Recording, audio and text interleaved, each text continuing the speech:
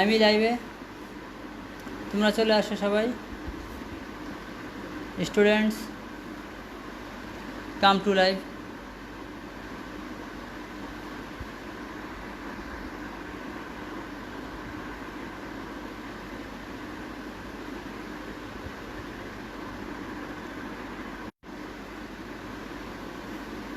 সবাই চলে আসো।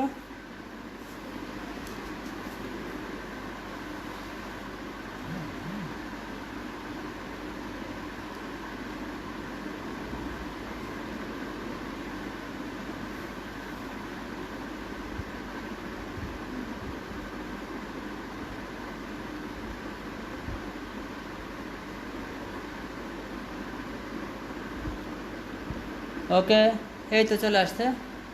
হ্যাঁ, আমরা ক্লাস শুরু করে দিতে পারি।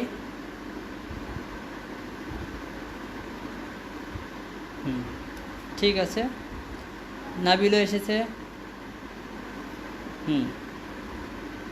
আচ্ছা,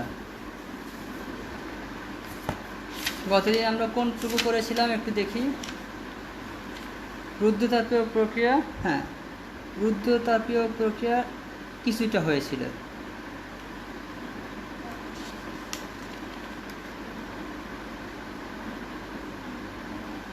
আচ্ছা, গত দিনের শেষ অংশটা একটু রিপিট করতেছি। লেখা আছে রুদ্ধতাপীয় প্রক্রিয়া, অ্যাডায়াবেটিক প্রসেস। রুদ্ধতাপীয় প্রক্রিয়া কি?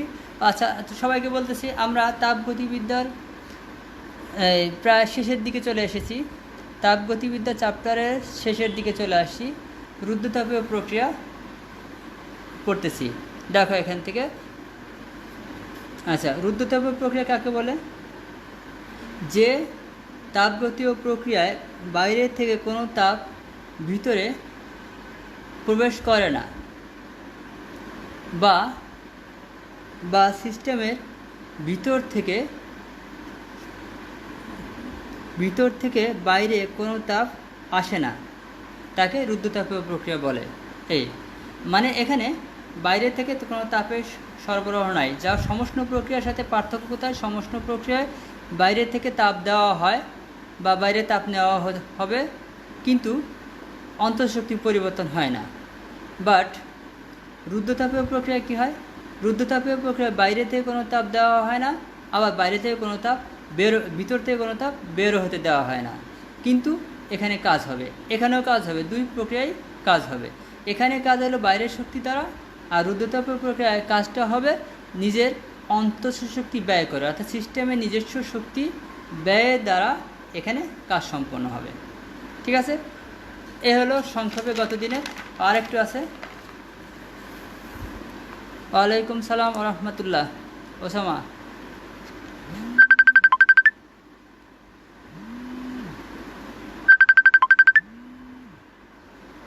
আচ্ছা এখন আমরা দেখি পরের অংশে কি আছে। পরের অংশে দেখো, তাহলে রুদ্ধতাপীয় প্রক্রিয়া যা আমরা বুঝলাম সেটা হলো ডিকিউ ইকুয়াল টু 0। ডিকিউ মানে বাইরে থেকে তাপ দেওয়া বা নেওয়া, এর মান হবে 0। আচ্ছা, আর কি হবে? সিস্টেম তার নিজের কার্যনির্বাহক বস্তুর অন্তঃশক্তি ব্যবহার করে কাজ সম্পন্ন করবে। রুদ্ধতাপীয় প্রক্রিয়ায় ডিকিউ ইজ ইকুয়াল টু হবে কি? 0।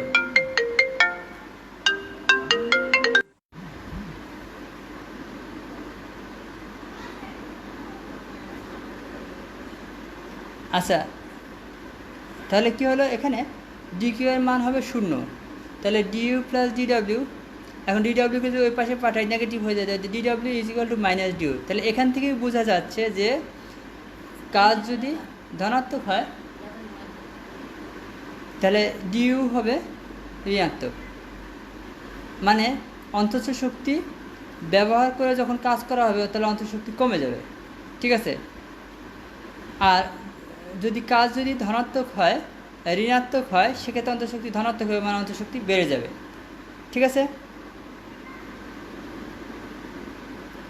আফরোজ বোঝা যাচ্ছে না কিছু? মোবাইল ডাটা আজকে আবার কি সমস্যা করলো?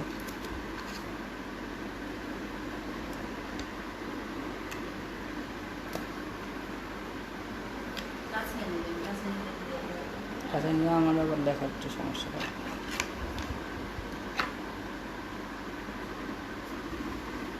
এখন কি একটু স্পষ্ট হয়েছে? একটু স্পষ্ট হয়েছে। আচ্ছা,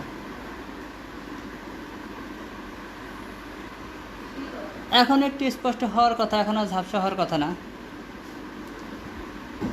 হ্যাঁ, আচ্ছা ঠিক আছে।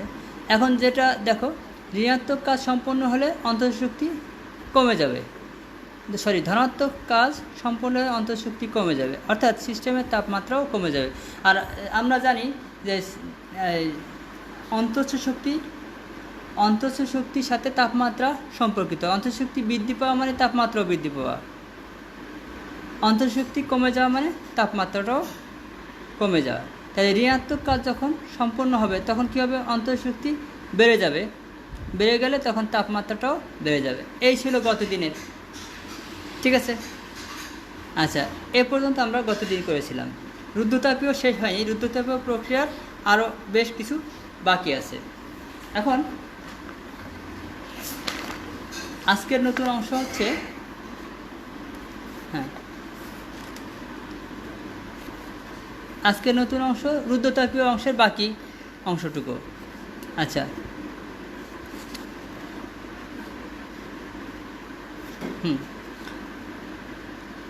এখন তোমাদের একটা কোশ্চেনটা হলো রুদ্ধতাপীয় প্রক্রিয়ায়, হ্যাঁ, রুদ্ধতাপীয় প্রক্রিয়ায় কাজ কিভাবে হয়, অর্থাৎ বাইরে থেকে তাপ দেওয়া হচ্ছে না, তারপরেও কাজটা কিভাবে হচ্ছে। হ্যাঁ, আমরা বলেছিলাম যে অন্তঃশক্তি নিজের অন্তঃশক্তি ব্যবহার করে সে কাজটা সম্পন্ন করে। একটা বাস্তব উদাহরণ আমরা দিতে পারি। বাস্তব একটা উদাহরণ, ধরো কোল্ড ড্রিঙ্কসের বোতল, এই ধরনের একটা কোল্ড ড্রিঙ্কসের বোতলের মতো হইল না, লাউ হয়ে গেছে।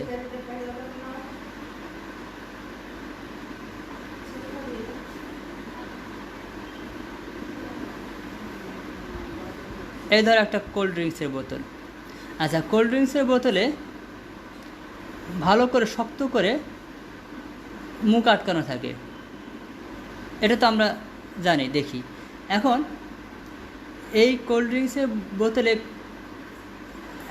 এখনও গ্রামে অনেক জায়গা আছে যেখানে ফ্রিজ নাই, দোকানে ফ্রিজ নেই, কিন্তু কোল্ড ড্রিঙ্কস আছে, ড্রিঙ্কসগুলো ঠিকই আছে। আচ্ছা, এখন এই রকম জায়গায় কোল্ড ড্রিঙ্কসটা কিছুটা কোল্ডই লাগে, মানে কিছুটা ঠান্ডাই লাগে। এর কারণটা কি?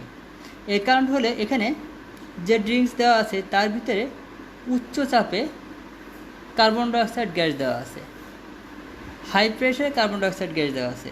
দেখো, তাহলে এটা একটা সিস্টেম হিসেবে কাজ করতেছে। এখন এই কার্বন ডাইঅক্সাইড তো মুখ বন্ধ থাকার কারণে বের হয়ে যেতে পারতেছে না। এখন এই কার্বন ডাইঅক্সাইড আয়তন হলো বোতলের আয়তনের সমান।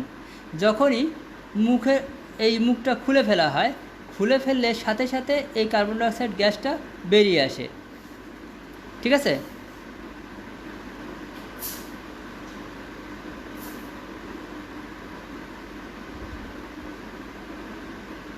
দেখো, এই কার্বন ডাইঅক্সাইড বেরিয়ে আসে, তার মানে কি আগে যে গ্যাসটুকু বোতলের এই ছোট অংশের ভিতরে আবদ্ধ ছিল, এই অংশের ভিতরে আবদ্ধ ছিল, সেটা এখন বাইরে এসে একটা তার আয়তনে বৃদ্ধি পেল। তাহলে ভিতরকার গ্যাসের আয়তন বৃদ্ধি পেল। আয়তন বৃদ্ধি পাওয়া মানে কি? ধনাত্মক কাজ সম্পন্ন হলো। তাহলে এখানকার সিস্টেমে একটা ধনাত্মক কাজ সৃষ্টি হলো। এই ধনাত্মক কাজ করার জন্য অন্তঃশক্তি তাহলে কি পরিবর্তন হবে, ভিতরে তাহলে অন্তঃশক্তি কমে যাবে। তাহলে এই অন্তর্নিহিত বস্তুর বা ভিতরকার পদার্থের অন্তঃশক্তি কমে যাবে, ঠিক আছে। ভিতরকার অন্তঃস্থ শক্তি কমে যাবে, ঠিক আছে। এই অন্তঃশক্তি কমে যাওয়ার ফলে এখানে কী হবে? তাপমাত্রাও কমে যাবে, অর্থাৎ স্বাভাবিক তাপমাত্রার চেয়ে আগে যে তাপমাত্রা ছিল বোতলে এবং ভিতরের পানিতে তার থেকে কিছুটা তাপমাত্রা কমে যাবে। ক্লিয়ার কথাটা? তাহলে ভিতরকার গ্যাস বাইরে আসলো, আয়তনে প্রসারিত হলো, যার ফলে ধনাত্মক কাজ হলো। আয়তন বাড়লে ধনাত্মক কাজ হয়, ধনাত্মক কাজ হলো, যার ফলে অন্তঃশক্তি কমে গেল, আর সাথে সাথে তাপমাত্রাও কমে যাবে, ঠিক আছে। তাহলে তাপমাত্রা কমে যাওয়ার ফলে এটা স্বাভাবিক তাপমাত্রা 2, 4, 5 ডিগ্রি ধরো কমে গেল, এটা তখন কোল্ড লাগবে, ঠান্ডা লাগবে। ঠিক আছে, তাহলে এটা একটা রুদ্ধতাপীয় প্রক্রিয়ার উদাহরণ। আর এটা খুব দ্রুত হয়, অর্থাৎ মুখ খুলে দিলে খুব সাথে সাথেই গ্যাসটা বেরোয়, দ্রুত পরিবর্তন হয়, দ্রুত তাপমাত্রা কমে আসে। ঠিক আছে, আচ্ছা, এই গেল রুদ্ধতাপীয় প্রক্রিয়ার একটি উদাহরণ। আচ্ছা, তাহলে নোট ডাউন কি? এখানে নোট ডাউন, আচ্ছা দেখো, নোট ডাউন হচ্ছে এখানে যে রুদ্ধতাপীয় প্রক্রিয়ায় দ্রুত কাজ সম্পন্ন হয়। ঠিক আছে, তাহলে রুদ্ধতাপীয়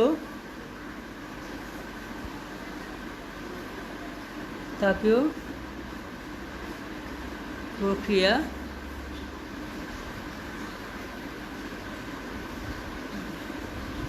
দ্রুত সংগঠিত হয়। এ হলো রুদ্ধতাপীয় প্রক্রিয়ার বৈশিষ্ট্য। আমরা আগে দেখছিলাম যে সমষ্ণ প্রক্রিয়া ধীরে ধীরে কাজ সম্পন্ন হয়, কিন্তু রুদ্ধতাপীয় প্রক্রিয়ায় দ্রুত কাজ সম্পন্ন হয়। ক্লিয়ার কথা? আচ্ছা, গেল রুদ্ধতাপীয় প্রক্রিয়ার কিছু বিষয়। এখন আরও বিষয় আছে রুদ্ধতাপীয় প্রক্রিয়ার সমীকরণ বা কাজের হিসাব, এগুলো করতে হবে। আচ্ছা, এগুলো করার আগে আমাদের আরেকটা ভিন্ন বিষয় একটু আগে দেখে আসতে হবে।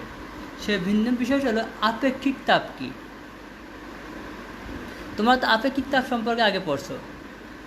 আপেক্ষিক তাপ মনে আছে, 1 কেজি ভরে কোনো পদার্থের তাপমাত্রা 1 কেলভিন বৃদ্ধি করতে বা হ্রাস করতে তাতে যতটুকু তাপ দিতে হয় তাকে বলা হয় আপেক্ষিক তাপ। কিন্তু এখন আমাদের আরেকটা শিখতে হবে মোলার আপেক্ষিক তাপ। মোলার আপেক্ষিক তাপ। এখন মোলার আপেক্ষিক তাপ তাহলে মোলের সাথে সম্পর্ক। তাহলে স্বাভাবিক আপেক্ষিক তাপ ছিল 1 কেজি ভরে কোনো পদার্থের তাপমাত্রা 1 কেলভিন বাড়াতে যে তাপ দিতে হয় তাকে আপেক্ষিক তাপ বলা হয়। কিন্তু মোলার আপেক্ষিক তাপ কি? মোলার আপেক্ষিক তাপ 1 কেজির জায়গায় 1 মোল, অর্থাৎ সংখ্যাটা কী হবে? তাহলে 1 মোল গ্যাসে, এটা মূলত গ্যাসের জন্য দিয়ে হিসাব করা হয়, জন্য 1 মোল গ্যাসের তাপমাত্রা 1 কেলভিন বাড়াতে 1 কেলভিন বাড়াতে যতটুকু তাপের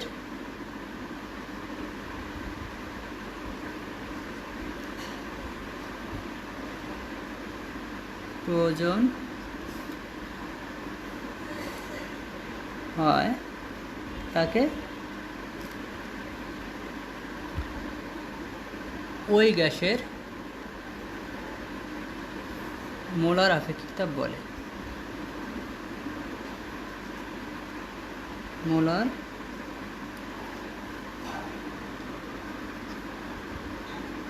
আপেক্ষিক তাপ বলে। ঠিক আছে কথাটা? তার মানে 1 মোল গ্যাসের তাপমাত্রা 1 কেলভিন বাড়াতে ওই গ্যাসে যতটুকু তাপ দিতে হয় বা যতটুকু তাপের প্রয়োজন হয় তাকে ওই গ্যাসের মোলার আপেক্ষিক তাপ বলে। বোঝা গেল? আচ্ছা, এখন কথা হলো কীভাবে হিসাব করবো। তাহলে মোলার আপেক্ষিক তাপ, তাহলে এটাকে সি দিয়ে প্রকাশ করা হয়।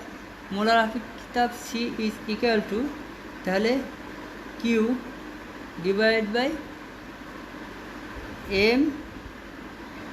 আচ্ছা, এন দিয়ে, আমরা এন দিয়ে মোল বলছি, এন এই ডেল্টা টি। ঠিক আছে, অর্থাৎ কিউ হলো তাপ, এন হলো মোল, আর ডেল্টা টি হলো তাপমাত্রা পরিবর্তন। তোমরা কি দেখতে পাচ্ছ? তাহলে এখানে সি হলো মোলার আপেক্ষিক তাপ, মোলার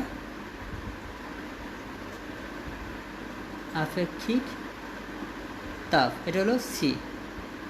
ঠিক আছে, এরপরে কিউ কি, কিউ প্রদত্ত তাপের পরিমাণ, প্রদত্ত তাপ। আর এন, এখানে এন হলো গ্যাসের মোল সংখ্যা, যে গ্যাস ইউজ করা হয়েছে সেই গ্যাসের মোল সংখ্যা। আর ডেল্টা টি হচ্ছে তাপমাত্রা পরিবর্তন কেলভিনে, তাপমাত্রার পরিবর্তন। এই তার মানে এন দিয়ে ভাগ দিলাম, মানে 1 মোল, মোল সংখ্যা দিয়ে ভাগ দিলাম 1 মোল। আর ডেল্টা টি তাপমাত্রা, কেলভিন তাপমাত্রা, তাপমাত্রা পরিবর্তন দিয়ে ভাগ দিলাম, মানে 1 ডিগ্রি তাপমাত্রা, 1 কেলভিন তাপমাত্রা পরিবর্তন করতে যতটুকু তাপের প্রয়োজন হয় তাই হচ্ছে মোলার আপেক্ষিক তাপ। ঠিক আছে। আচ্ছা, এখন মোলার আপেক্ষিক তাপ আবার 2 ধরনের, 2 প্রকার।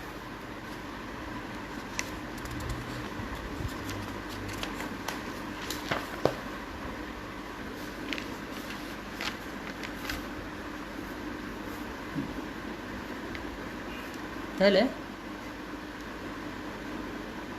মোলার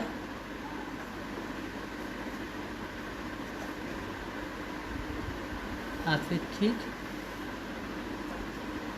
তাপ 2 প্রকার। আচ্ছা, 2 প্রকার কি কি? 1 নম্বর হলো স্থির চাপে মোলার আপেক্ষিক তাপ। স্থির চাপে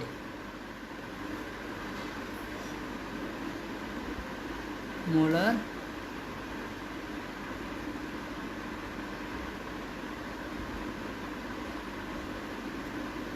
আচ্ছা ঠিক আছে, ম্যাথ করাবো জাবির, অসুবিধা নেই। স্থির চাপে মোলার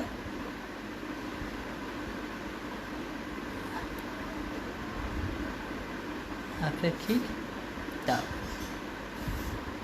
আচ্ছা, তাহলে এটাকে সিপি দিয়ে ডিফাইন করা হয়। সিপি প্রেশার, সি তো মোলার আপেক্ষিক তাপ, আর পি ফর প্রেশার। 2 নম্বর আছে স্থির আয়তনে মোলার আপেক্ষিক তাপ। আমি আজকে বড় বড় করে লিখছি যাতে তোমাদের স্পষ্ট দেখা যায়। আচ্ছা, স্থির আয়তনে মোলার আপেক্ষিক তাপ।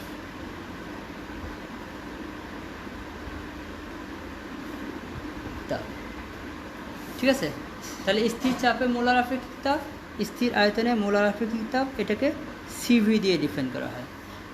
এখন সিপি এবং সিভি কি? তাহলে সিপি হলো চাপ, স্থির চাপে মানে চাপ স্থির রেখে, আর সিভি হলো আয়তন স্থির রেখে। আচ্ছা, আগে আমি সিভিটা ডিফাইন করি। সিভি কি? এই ধরো সিভি এর ক্ষেত্রে, সিভি এর ক্ষেত্রে স্থির আয়তন মানে আয়তন স্থির রেখে, ধরো এই একটা পাত্র নিয়ে পাত্রের মুখ বন্ধ করে দিলাম, পাত্রের মুখ বন্ধ করে তাতে কিছু গ্যাস বা গ্যাসীয় পদার্থ বাতাস রাখলাম। এখন যদি আমি তাকে তাপ দেই, তাপ দিলে কি হবে? এখানে ধরলাম কিউ পরিমাণ তাপ দিলাম, এই তাপের ভিতরকার গ্যাসের তাপমাত্রা বৃদ্ধি পাবে। ঠিক আছে, এখন যেহেতু মুখ বন্ধ করে রাখা হয়েছে সেহেতু তাপমাত্রা সেহেতু আয়তন বৃদ্ধি পাবে না, আয়তন স্থির থাকবে।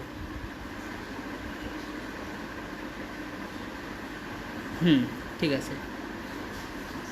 আচ্ছা দেখো, তাহলে এখানে যেহেতু আমরা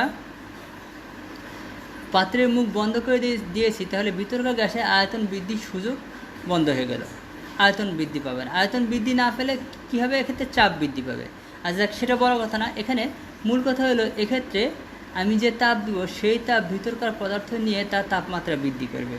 এভাবে এভাবে 1 মোল গ্যাসের তাপমাত্রা 1 কেলভিন বৃদ্ধি করতে যে পরিমাণ তাপ লাগবে তাই হচ্ছে সিবি।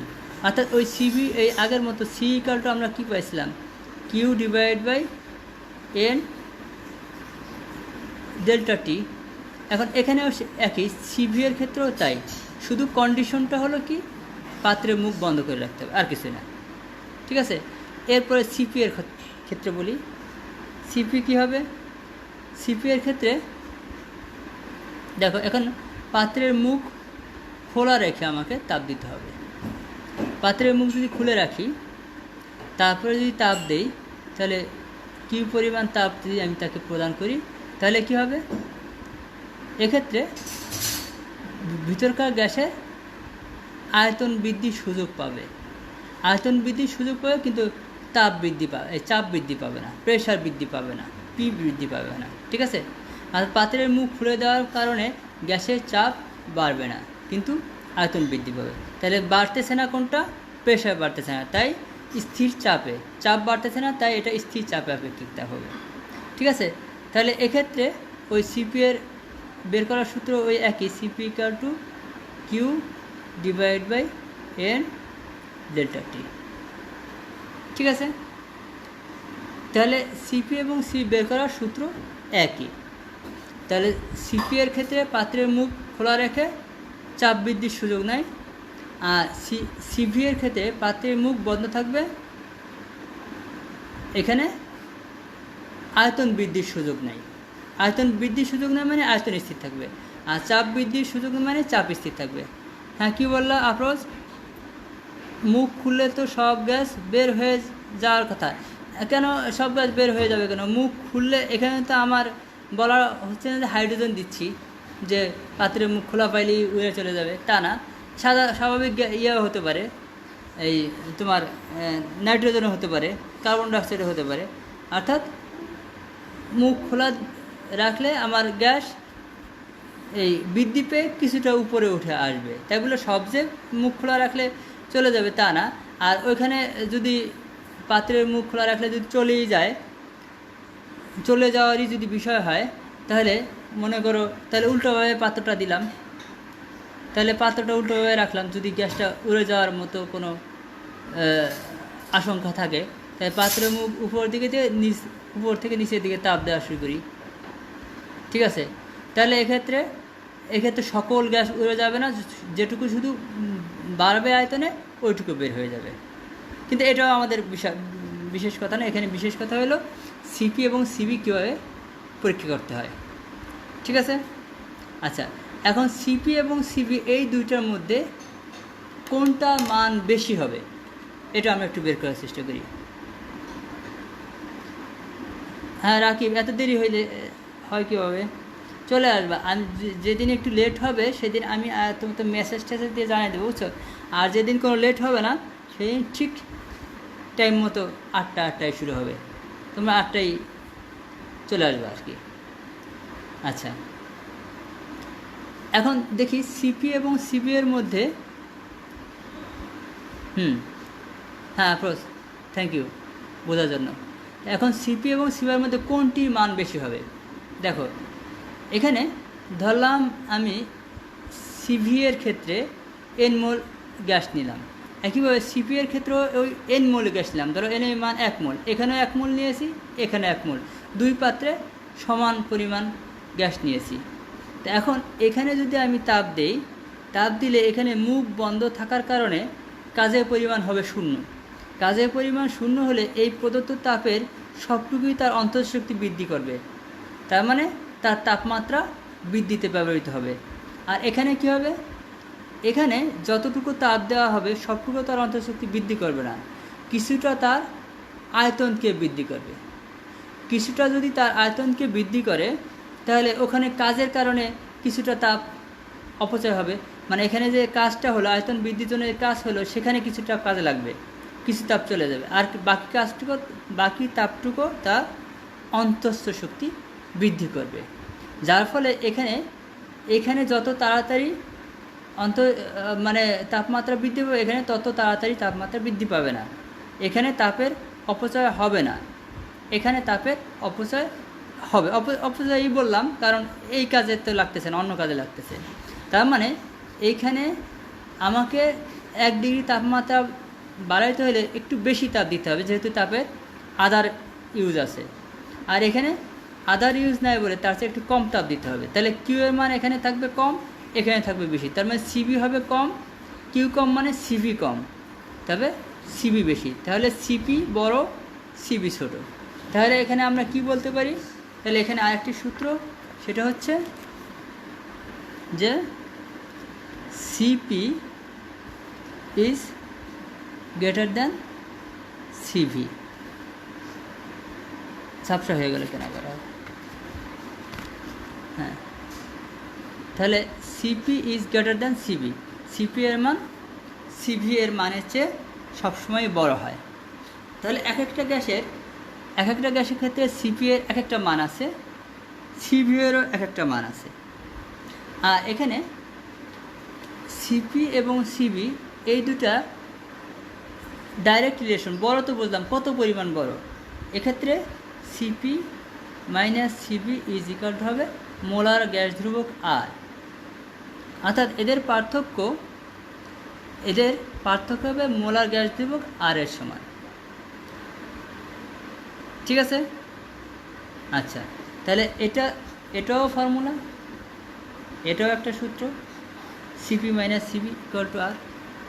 আচ্ছা, এরপরে আরেকটা বিষয় লাগবে, সেটা হলো সিপি আর সিবির কোনো একটা গ্যাসের ক্ষেত্রে সিপি আর সিভি এর যে অনুপাত হবে, সেই অনুপাতের একটা নাম আছে, তাকে বলা হয় গামা। তাহলে গামা কি? গামা হচ্ছে কোনো গ্যাসের সিপি আর সিভির অনুপাত। এখন সিপি আর সিভির অনুপাত বাংলায় যদি বলি, তাহলে স্থির চাপে মোলার আপেক্ষিক তাপ এবং স্থির আয়তনে মোলার আপেক্ষিক তাপের যে অনুপাত, সে অনুপাতটাকে বলা হয় গামা। এই গামা এক একটা গ্যাসের জন্য এক এক মানের হয়ে থাকে।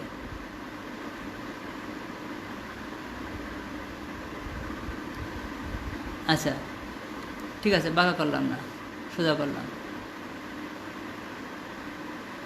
আচ্ছা, সিপি যাবি, সিপি ইজ গ্রেটার দ্যান সিবি, কেন বুঝলাম না? এই পাশেতে আমি অনেকবার বললাম, তাহলে আবার আসি এগেইন।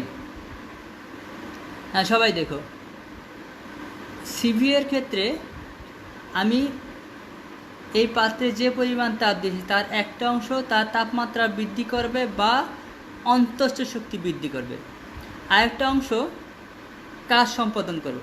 এটাই ছিল কথা। কিন্তু এখানে যেহেতু পাত্রের মুখ বন্ধ, তাহলে কাজ আর হচ্ছে না, আয়তন বৃদ্ধি পাচ্ছে না বলে কাজ হচ্ছে না। তার মানে তাপের সবটুকুই তার প্রদত্ত তাপের সবটুকুই তার তাপমাত্রা, অন্তঃস্থ বস্তুর তাপমাত্রা বৃদ্ধিতে ব্যবহৃত হবে।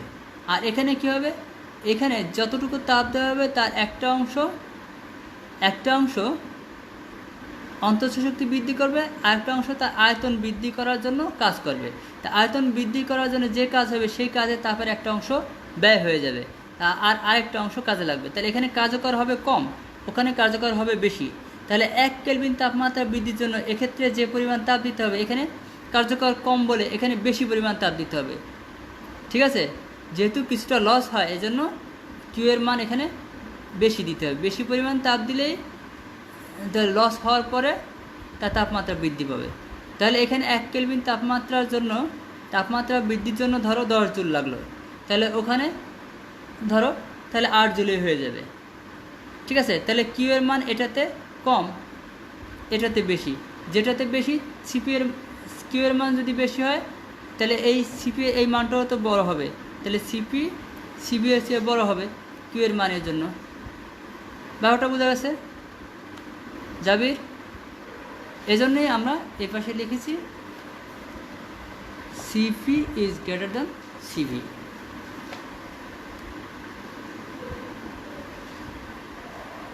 ঠিক আছে? আর কোশ্চেন?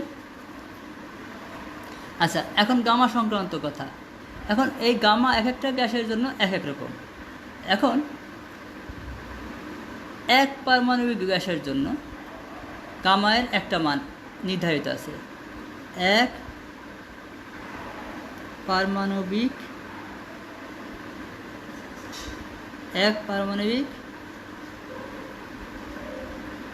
গ্যাসের জন্য গামা ইজ ইকুয়াল টু হবে 1.67। বুঝছো? এক পারমাণবিক গ্যাস কী কী আছে? নিষ্ক্রিয় গ্যাসসমূহ, যারা হিলিয়াম, নিয়ন, আর্গন ইত্যাদি, রেডন, জেনন, অর্থাৎ নিষ্ক্রিয় গ্যাসটাই হচ্ছে এক পারমাণবিক গ্যাস। এরা একটা অণু গঠন করার জন্য একটা পরমাণু একটা অণু গঠন করে আর কি। আচ্ছা, যাই হোক, এই নিষ্ক্রিয় গ্যাস বা এক পারমাণবিক গ্যাসের ক্ষেত্রে এই গামায়ের মান পাওয়া গেছে 1.67 পরীক্ষা লাগবে। এখন তোমাকে যদি কোশ্চেনে এক পারমাণবিক গ্যাস বলে বা হিলিয়াম, নিয়ন, আর্গন এগুলো বলে, তাহলে গামা সেক্ষেত্রে 1.67 ইউজ করবা। হ্যাঁ, এটা নির্ধারিত। আর যদি কোশ্চেনে 1.67 না থাকে 1.66 থাকতে পারে, 68 থাকতে পারে, 6 মানে 1.67-এর কাছেই থাকবে, কিন্তু আদর্শ হচ্ছে 1.67। আচ্ছা, এবার দ্বিপারমাণবিক গ্যাসের ক্ষেত্রে কী হবে?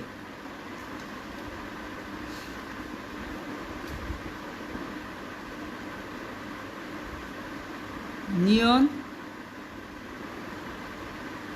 আচ্ছা, নিয়নের সংকেত ভুল হয়েছে, এনি। আচ্ছা, যাই হোক, এটা কেমিস্ট্রি ব্যাপার, ফিজিক্সের ব্যাপার না। এবার দেখো,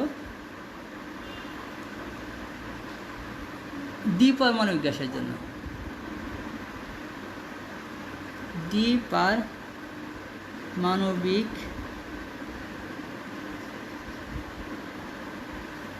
গ্যাসের জন্য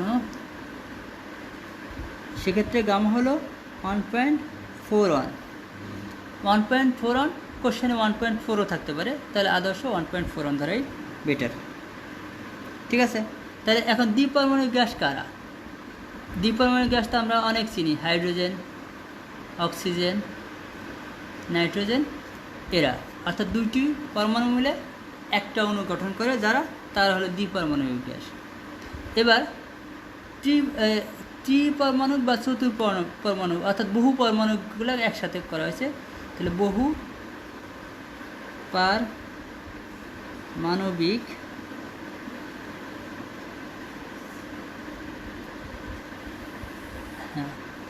গ্যাসের জন্য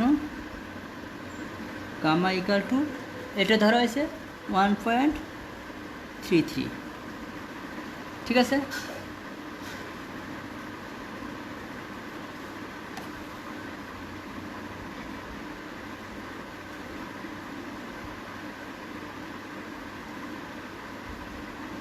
ওই মিয়া, আচ্ছা দেখো, বহু পারমাণবিক গ্যাসের ক্ষেত্রে গামা তাহলে 1.33 বা 1.3 ধরাও যেতে পারে। তাহলে বহু পারমাণবিক গ্যাস কী কী হতে পারে? কার্বন ডাইঅক্সাইড, যা 3 পারমাণবিক, তারপরে অ্যামোনিয়া, NH3, 3 আর 1 4, অর্থাৎ 3 পরমাণু, 4 পরমাণু, 5 পরমাণু, সবগুলোর জন্যই এই তোমার এই মানটাই আদর্শ হিসেবে ধরে নেওয়া হয় 1.33। ঠিক আছে? আচ্ছা, তাহলে এই হচ্ছে কিছু রিলেটেড বিষয়। আচ্ছা, এখন আমরা এগুলো কেন শিখলাম? এগুলো শেখার আমাদের দরকার ছিল এজন্য যে এই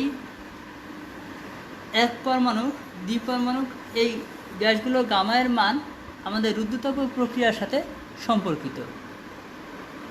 আমরা যখন রুদ্ধতাপীয় প্রক্রিয়া দেখব, রুদ্ধতাপীয় প্রক্রিয়ার সমীকরণের ক্ষেত্রে এগুলো প্রয়োজন হবে।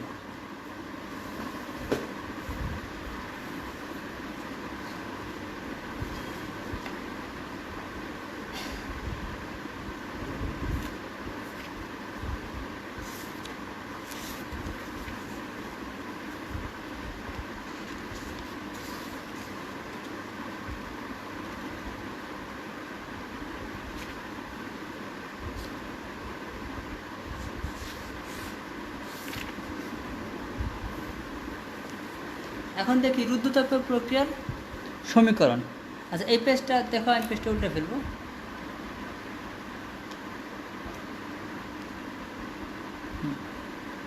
দেখে রাখো।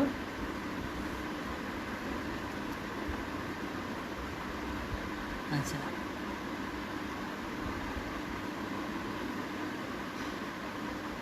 এবার চলে আসি রুদ্ধতাপ প্রক্রিয়ার সমীকরণ।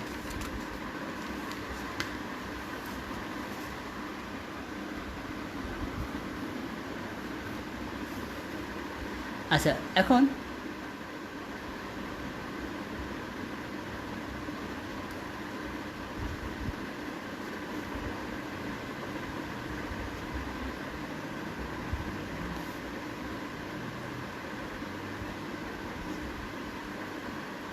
আচ্ছা, রুদ্ধতাপ প্রক্রিয়ার সমীকরণটা কি হবে? লোক রুদ্ধতাপ প্রক্রিয়ার সমীকরণ দেখো, আগে একটা একটু দেখি, সাথে সমষ্ণ প্রক্রিয়ার সমীকরণটা কী ছিল। আচ্ছা,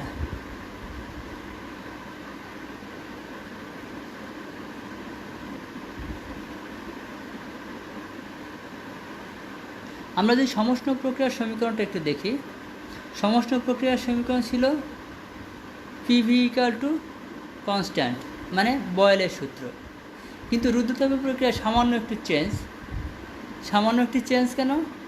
আচ্ছা, এক্ষেত্রে রুদ্ধতাপ প্রক্রিয়ার সমীকরণটা হলো PV to the power gamma. এই গামাটাই এখানে একটা গুরুত্বপূর্ণ বিষয়। অর্থাৎ পিভি ইকুয়াল টু কনস্ট্যান্ট না, হ্যাঁ পিভি, আগেরটা ছিল পিভি ইকুয়াল টু কনস্ট্যান্ট, এখানে PV to the power gamma equal to constant. অর্থাৎ সে কী গ্যাসটা কার্যনির্বাহক পদার্থ হিসেবে তার কী গ্যাস আছে তার উপর নির্ভর করতেছে সমীকরণটাও। ঠিক আছে, তা PV to the power gamma is equal to হচ্ছে কে। ক্লিয়ার? এখন যদি এই সূত্রকে এইভাবে লিখি, কোনো একটা গ্যাস, মনে করো ধরো এখানে একটা গ্যাস আছে, হ্যাঁ, এই অবস্থায় তার চাপ ধরলাম P1, আয়তন ধরলাম V1। তাকে যদি রুদ্ধতাপীয় প্রক্রিয়ায় প্রসারিত করতে দেই, তাহলে ধরো এই পর্যন্ত আসলো, সেক্ষেত্রে আয়তন ধরলাম V2 হলো, চাপ হলো P2 হলো। তাহলে এক্ষেত্রে এই আয়তন এবং চাপের পরিবর্তনের ক্ষেত্রে ওই গ্যাসের প্রকৃতির একটা ভূমিকা থাকে। অর্থাৎ গ্যাসের যে বন্ধন আছে, অন্তর্নিহিত যে বন্ধন আছে, সেই বন্ধনের একটা ভূমিকা আছে। কার্বন ডাইঅক্সাইড হলে এক ধরনের হবে, আয়তন বৃদ্ধিটা একদমই হবে। আর ধরো নাইট্রোজেন হলে আয়তন বৃদ্ধিটা একটু চেঞ্জ হবে। তাহলে এক্ষেত্রে যদি এই সূত্র অনুসারে প্রথম ক্ষেত্রে মানটা আমি বসাই P1 V1, তাহলে টু দি পাওয়ার গামা, তাহলে কী হবে? এই সূত্র অনুসারে P এর জায়গায় যদি P1 লিখি, V এর জায়গায় যদি V1 লিখি, to the power gamma equal to constant, মানে P এর জায়গায় P এর মান P1, V এর জায়গায় V এর মান V। আর গামা তো কনস্ট্যান্ট বিষয়, কারণ একটা গ্যাসের ক্ষেত্রে গামার মান একটাই থাকে। কিন্তু কিছুক্ষণ পর ধরো চেঞ্জ করে ফেললাম, যখন পিটাকে চেঞ্জ করে P2 বানালাম, তাহলে এই সূত্র অনুসারে তখন কী হবে? P এর জায়গায় হবে P2 আর V এর জায়গায় হবে V2। আর গামা তো কনস্ট্যান্ট, ইকুয়াল টু তখনও কনস্ট্যান্ট কেই হবে। অর্থাৎ আগের যে ফলাফল আর পরের ফলাফল দুটোই সেম হবে। তাহলে আমরা কি লিখতে পারি? আমরা তাহলে লিখতে পারি P1 V1 to the power gamma is equal to P2 V2 to the power gamma. এই হচ্ছে ওই সূত্রে আরেক, অর্থাৎ এটাই হচ্ছে রুদ্ধতাপীয় প্রক্রিয়ার সমীকরণ। আর আরেকভাবে এইভাবে বলা যাবে P1 V1 to the power gamma equal to P2 to the power gamma. দুইভাবেই এই সূত্রটাকে ইউজ করা যাবে। ঠিক আছে? আচ্ছা, এখন এই সূত্রে একটা বিকল্প বিবৃত আছে। আচ্ছা, PV to the power gamma, হ্যাঁ, এখন এই গামাটা পাওয়ারে গেল কেন? এটা হলো জাবিরের কোশ্চেন। আচ্ছা, এটা প্রুফটা আছে, প্রুফটা আসলে অত্যন্ত বিশ্রী মার্কা একটা প্রুফ আছে, অনেক বড়। এই প্রুফটা যদি এখন আমি দেই, তাহলে প্রুফটা শেষ পর্যন্ত বোঝাই মুশকিল হবে। তার চেয়ে একটা কাজ করো, তুমি বই থেকে একবার এই প্রুফটা দেখে নিও। প্রুফটা জরুরি না, তোমার তো প্রুফটা লাগবে না। প্রুফটাও আবার ভালো পদ্ধতিতে, বোঝার পদ্ধতিতে নাই, যে পদ্ধতিতে আছে একবার একটু দেখে নিও, তাহলে এক কথায় পাওয়ারের সাথে এটা সম্পর্কিত হবে। আচ্ছা, এখন আরেকবার বলতেছি ওসামা মণ্ডলের জন্য। দেখো, তাহলে রুদ্ধতাপীয় প্রক্রিয়ার সমীকরণ, না গামা গামা চলে যাবে না। এখন V to the power, V এর মান যদি 2 হয়, 2 টু দি পাওয়ার গামা, আর ভি টু যদি 3 হয়, 3 টু দি পাওয়ার গামা আর 2 টু দি পাওয়ার গামা তো কাটা যাবে না। মনে করো গামার মান 2, তাহলে 2 স্কোয়ারে যা হবে 3 স্কোয়ার কি তাই হবে? হবে না। 2 স্কোয়ারে 4 হবে, 3 স্কোয়ারে 9 হবে, কেউ কাটা যাবে। অর্থাৎ গামা গামা কাটা যায় না এইভাবে, ঠিক আছে। হোল পাওয়ার যদি থাকতো, হোল পাওয়ার গামা হলে তাহলে ওই গামা গামা ইগনোর করে কেটে দেওয়া যেত। আচ্ছা, হ্যাঁ, যেটা বলছিলাম ওসামা আবার, তাহলে P V to the power gamma equal to যদি কনস্ট্যান্ট হয়, তাহলে পি এর একটা মান কোনো সময়, চাপের একটা মান যদি P1 হয়, আর ওই সময় গ্যাসের আয়তন যদি V1 হয়, তাহলে এই সূত্রে এখানে মান বসাইলে পি এর জায়গায় P1, ভি এর জায়গায় V1 বসাইলে to the power gamma equal to constant K হবে, গামা গামার জায়গায় থাকবে। আবার ওই একই গ্যাস যদি আবার ভিন্ন চাপ P2তে নেই, তখন তার আয়তন ধরলাম V2 হয়ে যাবে। তাহলে এই সূত্রে ওই মান বসাইলে P2 আর V2 to the power gamma equal to K হবে, গামা 1 গামা 2 দিতে হবে না, কারণ গামা হলো গ্যাসের প্রকৃতির উপর নির্ভরশীল। যেহেতু একই গ্যাসকে চাপ বাড়ানো কমানো হয়েছে, তাহলে গ্যাসের প্রকৃতি চেঞ্জ হয়ে যাবে না, অক্সিজেন থেকে হাইড্রোজেন হয়ে যাবে না, তাই গামা দুই ক্ষেত্রে একই থাকবে। তাহলে এই ফলাফলটাও কে, এই ফলাফলটাও কে, তাহলে এই দুই ফলাফল সমান। তাহলে P1 V1 to the power gamma equal to P2 V2 to the power gamma, ঠিক আছে। আচ্ছা, এরপরে আমাদের অঙ্ক করার জন্য আরও একভাবে প্রয়োজন হতে পারে, এজন্য আরও একভাবে সূত্রটা দেখা দরকার।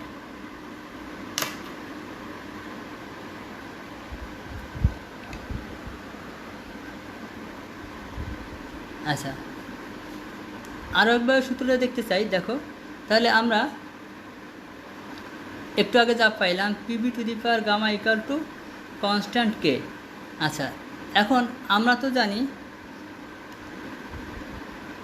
PV equal to N R T, এটা তো জানি, ঠিক আছে। এখন এখান থেকে যদি আমি পি এর মান বসাই, তাহলে পি ইকুয়াল টু কী হবে, n R T divide by V হবে।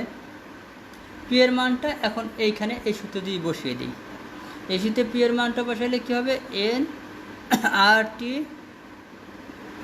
তারপরে ভি এর জায়গায় V, n R T divide by V, আর V to the power gamma তার জায়গায় রইল ইকুয়াল টু কী হবে,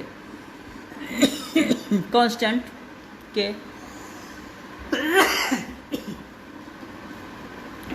ঠিক আছে। এখন আমি যদি এটাকে গুছাই, এন এবং আরকে ওই পাশে পাঠাই, তাহলে রইল কি টি, আর এই ভি আর এই ভি থেকে একটা ভি নিয়ে এই ভি উপরের ভি এর পাওয়ার গামা, নিচে ভি এর পাওয়ার হলো 1, তাহলে পাওয়ার হবে গামা মাইনাস 1 ইকুয়াল টু কী হবে, কে ডিভাইড বাই এন আর। এই তো। এখন দেখো, তাহলে কে হলো ধ্রুবপদ, এনটা এখানে গ্যাসের মোল সংখ্যা, গ্যাসের চাপ বৃদ্ধি বা আয়তন বৃদ্ধির জন্য তার মোল সংখ্যা চেঞ্জ হয়ে যায় না, তাহলে এনটাও একটা ধ্রুবপদ। আর তো মোলার গ্যাস ধ্রুবকই, তাহলে এই সম্পূর্ণটা একটা ধ্রুবকের ন্যায় আচরণ করবে। তাহলে আমি কি লিখতে পারি, তাহলে সেই একটা ধ্রুবকটা যদি, তাহলে TV to the power gamma minus 1 equal to সে একটা ধ্রুবকটা দিলাম কে প্রাইম। তার মানে বোঝা গেল কি, TV to the power gamma minus 1 also ধ্রুবক। তাহলে এখান থেকে ওই আগের নিয়মে কি লেখা যাবে, তাহলে আগের নিয়মে এখান থেকে, আচ্ছা তোমরা এটা একটু দেখে নাও, হ্যাঁ একটু তোমাদের সাথে ধরলাম মানে শেষ প্রমাণটুকু। TV to the power gamma equal to K থেকে কীভাবে TV to the power gamma minus 1 equal to K আসলো, কে মানে কে প্রাইম দিলাম আর কি, আরেকটা ধ্রুবক হলো। কোনো কোশ্চেন আছে তোমাদের?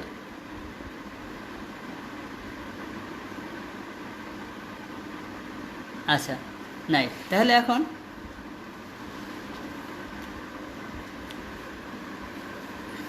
এরপরে তাহলে T V to the power gamma, T এর একটা মান ধরলাম T1, ভি এর একটা মান V1 equal to gamma minus 1 equal to T এর অপর মানটা যদি ধরি T2, তাহলে ভি এর মান V2 to the power gamma minus 1। তাহলে এখানে আরেকটা সূত্র প্রকাশিত হলো।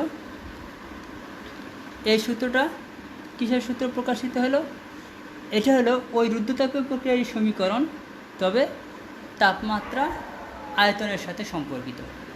তাপমাত্রা এবং আয়তন থাকলে তখন রুদ্ধতাপীয় প্রক্রিয়া এই সমীকরণটা ইউজ হবে। আচ্ছা, এরপরে এখন আমরা প্রথমে দেখলাম চাপ আয়তনের সাথে রুদ্ধতাপীয় প্রক্রিয়ার সমীকরণ, তারপরে তাপমাত্রা আয়তনের সাথে রুদ্ধতাপীয় সমীকরণ। আবার আমাদের এই তাপমাত্রা এবং চাপের সাথে সমীকরণটা হয়নি, সেটাও অঙ্কে লাগে। তার মানে একই জিনিসটা আমরা এখন তাপমাত্রার সাথে চাপের সম্পর্ক চাই। তাহলে এখান থেকে যদি শুরু করি, আছে কি TV to the power gamma minus 1 equal to ধ্রুবক। সেই ধ্রুবকটা আমরা কে প্রাইম দিয়ে লিখছিলাম, কে প্রাইম বা কে দিয়ে ধ্রুবক একটা সিম্বল দিলেই হলো, এটার কোনো সমস্যা না। আচ্ছা, এক্ষেত্রে এখন যদি চাপকে আনতে চাই, তাহলে আয়তনকে তুলে দিয়ে চাপকে আনতে চাই। তা আয়তনের সাথে চাপের সম্পর্ক কী?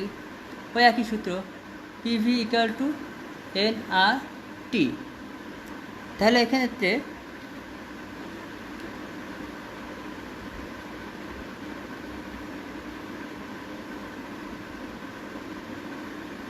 আদর্শ গ্যাস না, হ্যাঁ, সেক্ষেত্রে গ্যাসটাকে আমরা গ্যাসগুলোকে আদর্শ ধরেই হিসাব করতেছি, ঠিক আছে? আচ্ছা,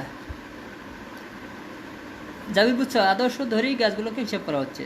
আচ্ছা, যাই হোক, পিভি ইকুয়াল টু NRT সমীকরণ যেহেতু মানে, তাহলে আদর্শ, তার মানে আমরা এটা আদর্শ ধরে নিলাম।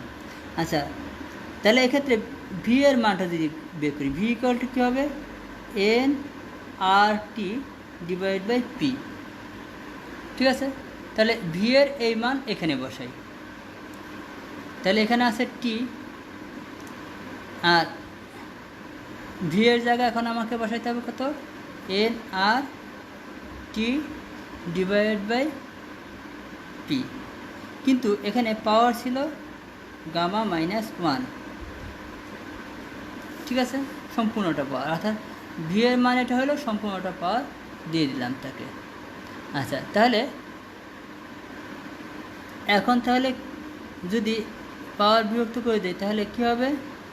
টি, আর এখানে সবাইকে যদি আলাদা পাওয়ার দেয়, তাহলে NRT এই অংশে পাওয়ার গামা মাইনাস 1 রেখে পি এর পাওয়ারটা আলাদা করে দিলাম, গামা মাইনাস 1 ইকুয়াল টু হবে কি কে, ঠিক আছে?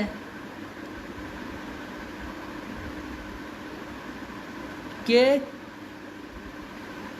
ইনভার্স কেন? কোথায় কে ইনভার্স? কেতে তো ইনভার্স দিয়ে নেই, কোন জায়গায় কে ইনভার্স? ও, কে ইনভার্স, হ্যাঁ, আচ্ছা ঠিক আছে, এটা কে প্রাইম দিছিলাম। আচ্ছা, আমি কেই দিলাম, অনর্থক প্রাইম দেওয়ার কোনো দরকার নেই, কনস্ট্যান্ট, ঠিক আছে? তাহলে এখন তা টি, এই পিটাকে যদি উপরে উঠে নিয়ে আসি, নিচে আসে, উপরে উঠে নিয়ে এলে P to the power 1 minus gamma হবে, গামা মাইনাস 1 না হয় 1 মাইনাস গামা হবে। আর ওই সম্পূর্ণটা যদি আমি ওই পাশে পাঠিয়ে দিই, তাহলে K divide by NRT power gamma minus 1 এই হয়, ঠিক আছে কথা? তাহলে এখানে দেখো, কে তো ধ্রুবপদ ছিল, NRT গামা মাইনাস 1 এগুলো ধ্রুবপদ।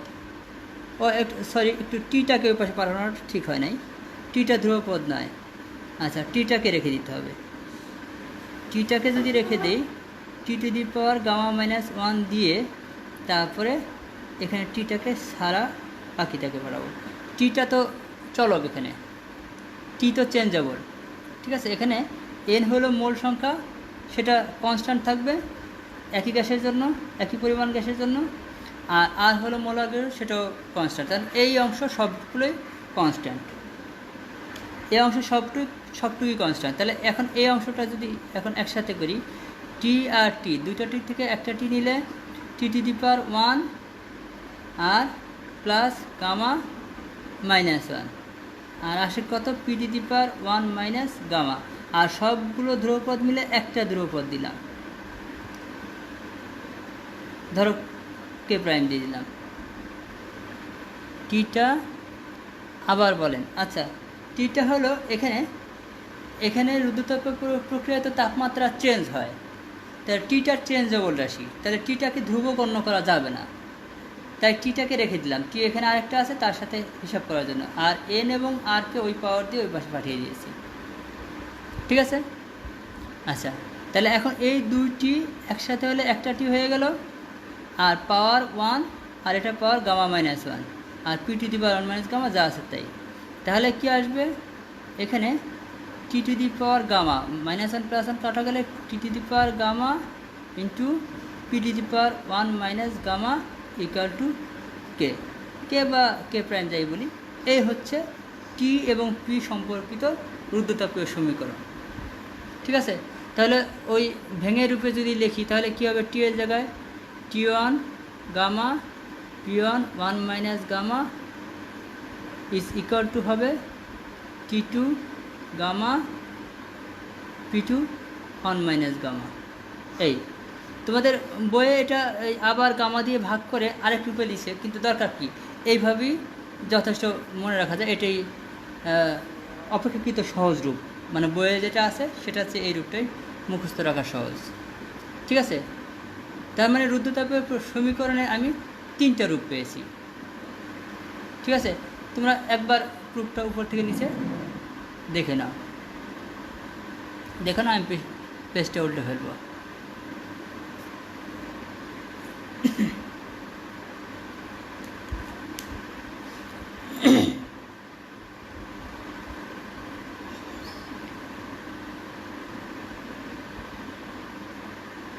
ঠিক আছে, আচ্ছা তাহলে এই 3টে সূত্রকে আমি একসাথে একটু লিখি।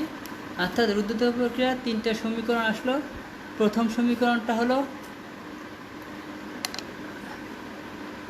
রুদ্ধতাপীয় প্রক্রিয়ার প্রথম সমীকরণটা হলো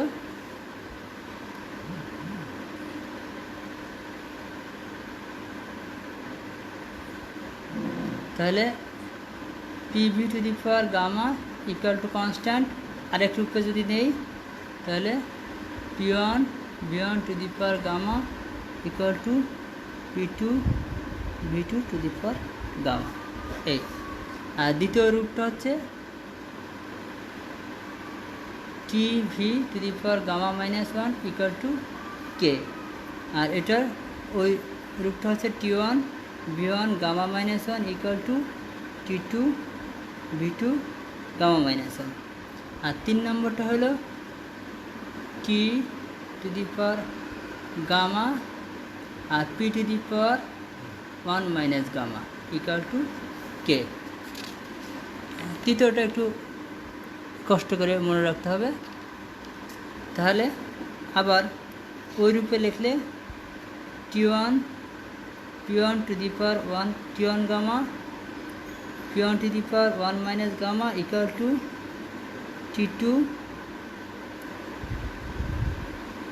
গামা পি2 1 মাইনাস গামা। এই হচ্ছে 3টা সমীকরণকে আমি একসাথে লিখলাম, ঠিক আছে।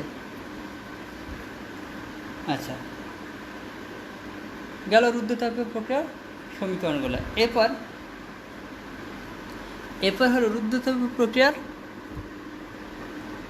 লেখচিত্র। আচ্ছা সমষ্ণ প্রক্রিয়ার লেখচিত্র দেখাইছিলাম, সমষ্ণ প্রক্রিয়ার লেখচিত্র আর রুদ্ধতাপীয় প্রক্রিয়ার লেখচিত্র একসাথে আমরা দেখি। আচ্ছা এই ধরলাম ভি, এই ধরলাম পি, আর সমষ্ণ প্রক্রিয়ার লেখচিত্র হলো এই ধরনের। আচ্ছা তাহলে এক্ষেত্রে চাপ এবং আয়তনের মধ্যকার সম্পর্ক, ঠিক আছে। এখন সমষ্ণ প্রক্রিয়ার তাপমাত্রা কিন্তু পরিবর্তন হয় নাই, ঠিক আছে। সমষ্ণ প্রক্রিয়ার তাপমাত্রা কোনো পরিবর্তন হয় নাই, কিন্তু রুদ্ধতাপীয় প্রক্রিয়া তো তাপমাত্রা পরিবর্তন হয়। ধরো আমি সমষ্ণ প্রক্রিয়ায় এখানে ধরলাম একটা তাপমাত্রা টি1 দিলাম, টি1 তাপমাত্রায় এই রেখাটা সমষ্ণ প্রক্রিয়ার রেখাটা হলো। আবার তাপমাত্রা ভিন্ন আরেকটা তাপমাত্রায় ওই একই গ্যাসকে যদি আমি নেই তাহলে আবার এরকম আরেকটা অবস্থা হবে। এখানকে তার তাপমাত্রা ধরলাম T2 তাপমাত্রায় দুইটা। এখন রুদ্ধতাপীয় প্রক্রিয়া কী হয়, তাপমাত্রা একটা থেকে আরেকটা চেঞ্জ হয়। ধরলাম T1 থেকে এসে T2-তে মিলিত হলো, তাহলে আয়তন, চাপ, তাপমাত্রা তিনটেই পরিবর্তন হয় রুদ্ধতাপীয় প্রক্রিয়ায়। যেহেতু তিনটেই পরিবর্তিত হয় সেহেতু ধরো এই একটা অবস্থায় এই বিন্দুতে কোনো গ্যাসের অবস্থান, তাহলে রুদ্ধতাপীয় প্রক্রিয়া ধরো ধনাত্মক কাজ করতে গিয়ে তার তাপমাত্রা কমে গেল, T2 থেকে নেমে T1-এ আসলো। T1-এ আস্তে আস্তে তার চাপ এবং আয়তন দুটোই কমে এই পর্যন্ত আসলো। তাহলে এই এ বিন্দু আর বি বিন্দু সংযুক্ত করলে, এটা হলো বি বিন্দু, সংযুক্ত করে যে বক্ররেখাটা পাওয়া যাবে সেটাই হবে রুদ্ধতাপীয় রেখা। তাহলে এটা হলো সমষ্ণ রেখা, এটাও সমষ্ণ রেখা। সমষ্ণ রেখা এই দুটা, আর এই দুটো জয়েন দ্বারা যে রেখাটা পাওয়া গেছে এটি হচ্ছে রুদ্ধতাপীয় রেখা। আচ্ছা ঠিক আছে, গ্রাফটা আবার বলতেছি। এটা হলো রুদ্ধতাপীয় রেখা, সমষ্ণ রেখা। তাহলে আবার বলি প্রথম থেকে। ধরলাম কোনো একটি গ্যাসের চাপ, আয়তন পরিবর্তন দ্বারা এই হলো সমষ্ণ রেখা তৈরি হলো। এখন এই সমষ্ণ রেখার এইখানে এখানে এখানে কোনো জায়গায় তাপমাত্রা কোনো চেঞ্জ হচ্ছে না, সব জায়গায় তাপমাত্রা একই রইলো এবং তাকে ধরলাম T1। অর্থাৎ এই রুদ্ধতাপীয় এই রেখার তাপমাত্রা উঠেছে T1। আবার ওই একই গ্যাস ভিন্ন তাপমাত্রায় যদি নেওয়া হয় ওই গ্যাসের, তাহলে আয়তনের সাথে মানে তাপমাত্রার সাথে তার আয়তন, চাপ এদের চেঞ্জ ঘটবে। তা তখন তার রুদ্ধতাপীয় যে সমষ্ণ যে সরলরেখা পাওয়া যাবে এটার নিয়মে সেটা এইরকম হবে, ভিন্ন আরেক স্পেস দিয়ে যাবে কিন্তু এটার সাথে সমান্তরাল হবে। এটা হলো T2 তাপমাত্রায় সমষ্ণ রেখা, এটা হলো T1 তাপমাত্রায় সমষ্ণ রেখা। এখন রুদ্ধতাপীয় রেখায় যেহেতু এক তাপমাত্রা থেকে আরেক তাপমাত্রায় নেমে আসে, একই গ্যাসের এক তাপমাত্রা থেকে আরেক তাপমাত্রায় নেমে আসে। ধরো T2 তাপমাত্রায় কোনো গ্যাস ছিল, তখন রুদ্ধতাপীয় প্রক্রিয়া কাজ করে তার তাপমাত্রা কমে কমে T1-এ নেমে আসছে। T1-এর গ্রাফ তো এইটা, এই T1-এ নেমে আসছে, তখন তার আয়তন এবং চাপেরও পরিবর্তন হয়ে ধরো এই বিন্দুতে এসে ঠেকছে। তাহলে এই এ বিন্দু আর বি বিন্দু সংযুক্ত করেই আসলে রুদ্ধতাপীয় রেখাটি পাওয়া যাবে। তাহলে গ্রাফ থেকে আরেকটা জিনিস কি দেখা গেল, গ্রাফ থেকে দেখা গেল রুদ্ধতাপীয় রেখাটি খাড়া বেশি, সমষ্ণ রেখা কম খাড়া, রুদ্ধতাপীয় রেখাটি বেশি খাড়া বা বেশি ঢাল বিশিষ্ট। ঠিক আছে, তাহলে নোট ডাউন করার বিষয় হলো রুদ্ধতাপীয়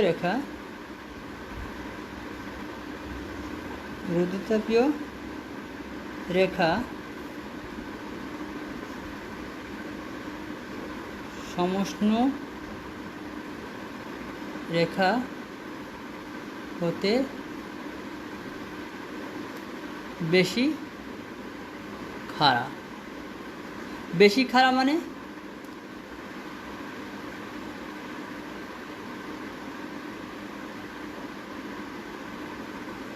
গ্রাফের হেড আছে দ্বারা বেশি খাড়া মানে ঢাল বেশি, মানে সরলরেখার ঢাল থাকে না, অর্থাৎ রুদ্ধতাপীয় রেখার ঢাল বেশি, অর্থাৎ রুদ্ধতাপীয় রেখার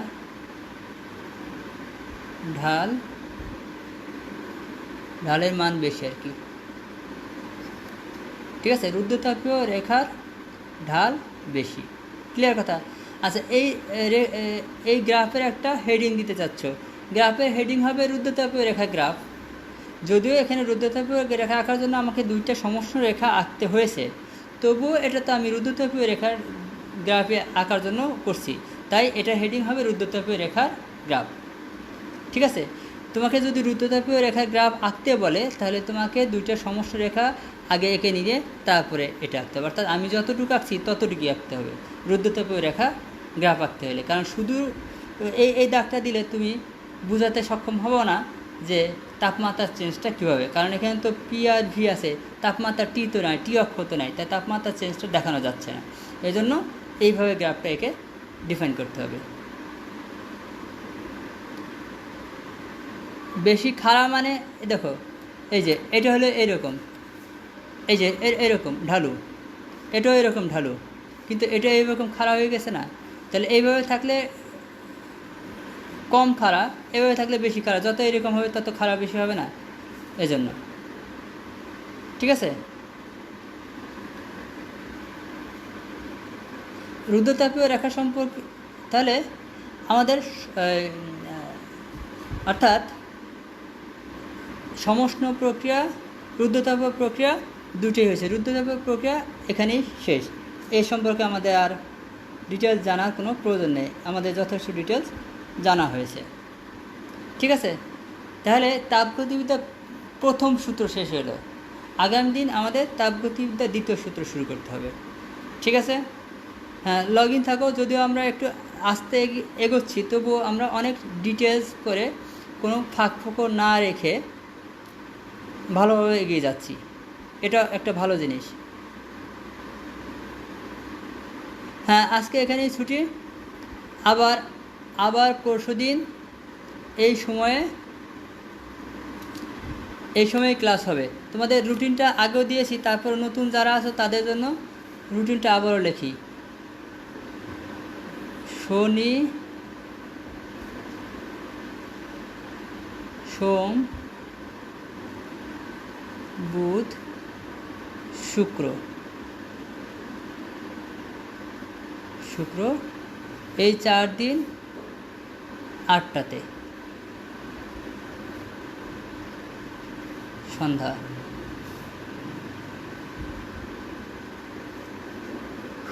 সন্ধ্যা 8টাতে, ঠিক আছে।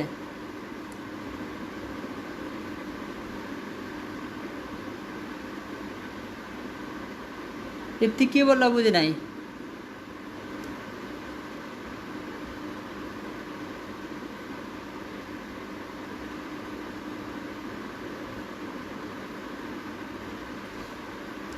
আচ্ছা ঠিক আছে, ওকে। তাহলে এই রুটিন অনুসারে আমরা একটা ফিজিক্সের চ্যাপ্টার শেষ করে একটা ম্যাথের চ্যাপ্টার শেষ করে, আমরা ইন্টিগ্রেশন ম্যাথে শেষ করছি, ফিজিক্সে এই চ্যাপ্টার শেষ করলে আবার ম্যাথে ফিরে যাব। ওকে, বাই, ভালো থাকো, আল্লাহ হাফেজ।